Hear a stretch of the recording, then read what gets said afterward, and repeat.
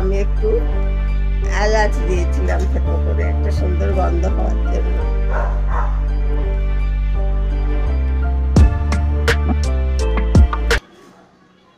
সুপ্রভাত, সবাইকে স্বাগত এনজয় গৃহিণীতে। আশা করি সবাই খুব ভালো আছেন, আমিও খুব ভালো আছি।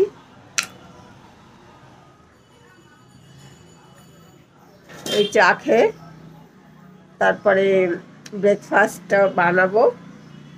আর ইন্ডাকশানেই তো বানাতে হবে, গ্যাস তো আসেনি, আপনাকে বললামই, কাল বুক করেছি।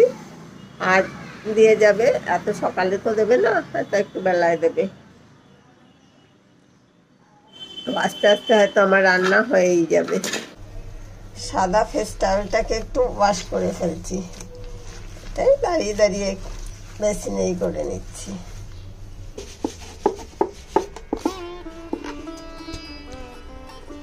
এইটাই জল টুকটিটাকে আমি আবার রং করেছিলাম, তো কেমন হয়ে গেছে সাদা রঙের জন্য এটার উপর একটা হোয়াইট বোর্ড দিয়ে রাখি।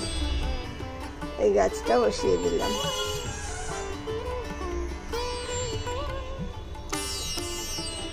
এই কর্নারটা এবার সাজানো হবে। এখন এরকম রাখলাম, শাকটা পরে ধুতে যাব, স্নান করার সময় একবারে শাকটাও ধোবো। এটা একটা হোটেলের থেকে খাবার আসে না, সেই বাটি, সেটাকে আমি এরকম কেটে একটু নেল পালিশ দিয়ে রং করে, আর ভেতরে দাগ দেখছেন, এটার ভিতর তো গাছ বসানো থাকে, গাছের জল টলগুলো পরে ঘরে গাছ রাখলে, এইগুলোর উপর রাখলে কি হয়, এটা দেখতে ভালো লাগে, বেশ একটা ফ্লোয়ার ফ্লোয়ার